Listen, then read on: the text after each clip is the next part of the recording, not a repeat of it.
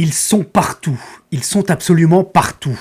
Ces trois petits mots ont gangrené notre langage, des maternelles au ministère. Alors oui, je suis d'accord, je vous le concède, parfois on ne sait plus trop faire la distinction entre les maternelles et les ministères justement. Mais ça, écoutez, c'est un autre sujet.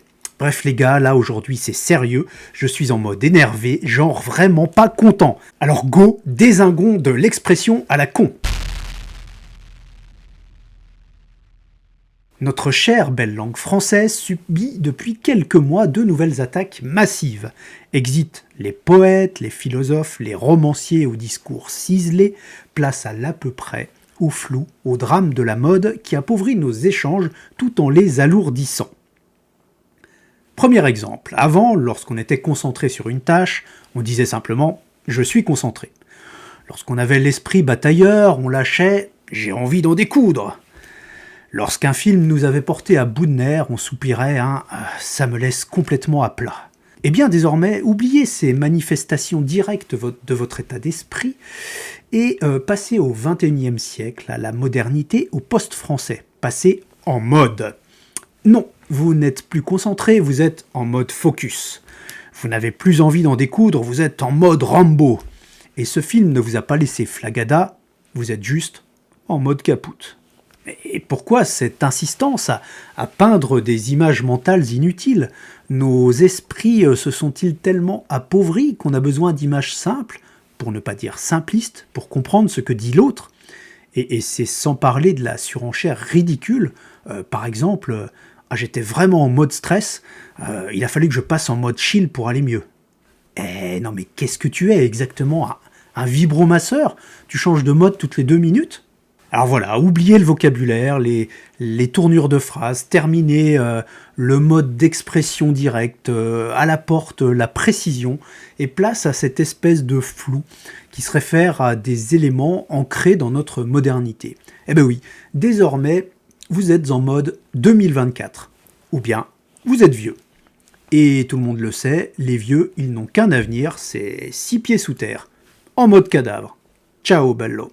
Et puis parlons du second intrus, de ce petit mot anodin qui, tel une mouche agaçante, bourdonne dans chaque conversation. À l'origine, le mot genre, il servait à catégoriser des groupes, le genre humain, le genre littéraire, à évoquer le style d'une personne, elle a mauvais genre, il se cherche un genre, à définir la catégorie d'un nom commun, masculin, féminin, neutre, et puis aussi à définir la construction sociale de l'identité sexuelle d'une personne. Mais aujourd'hui, le mot genre, eh bien, il s'est mué en un tic verbal omniprésent, un bouche-trou aussi insupportable qu'inutile. Allez, quelques exemples pour mieux cerner le problème. Avant, on disait je pense qu'il n'a pas bien compris ce que je lui ai dit, sa réaction était bizarre. Eh bien, désormais, non, il faut dire genre, il a rien capté. Genre, il était bizarre, tu vois ? Ben non, je ne vois pas, non, désolé, parce que ton genre, il n'apporte rien à ce que tu veux dire. Et pire même, il enlève de la signification à ce que tu dis. Il hache ton discours, il fait perdre la fluidité à la phrase, et puis en même temps, il l'alourdit. Hein. Et alors attention, parce que bien souvent, on a le droit au combo magique. J'étais genre en mode pas bien. Non mais arrêtez, allez donc vous faire pilonner avec tous les petits Robert vendus chaque année. Ce n'est plus une phrase, c'est une décharge syntaxique. Alors oui, j'en vois déjà qui vont me sortir l'inévitable. C'est juste l'évolution de la langue, il faut vivre avec son temps, mec. Ah oui, mais non, l'évolution c'est s'adapter à notre monde, c'est s'enrichir. Ici, on ne parle pas d'évolution, mais de régression. On remplace des phrases précises, des mots qui ont un sens, par des tournures floues et répétitives qui ne disent rien, certes qui s'ancrent dans une culture très actuelle, mais qui prennent de la place, qui alourdissent le discours. Ce n'est pas de l'enrichissement, c'est juste du bruit blanc. Je me vois bien, tiens, à écrire ma prochaine critique de livre, pourquoi pas Les Misérables. Alors, Victor Hugo, il est genre pas mal triste dans Les Misérables. Je pense qu'il devait être en mode dépression quand il a écrit ça. Et moi, ça m'a rendu genre tout mou, en mode halluciné. Franchement, on est quand même mieux dans notre monde, hein, en mode j'ai ce que je veux quand je veux. Eh ben oui, j'exagère, vous rigolez. Ben oui, regardez autour de vous, écoutez ce qui passe à la radio, à la télévision, sur les podcasts, sur les réseaux sociaux.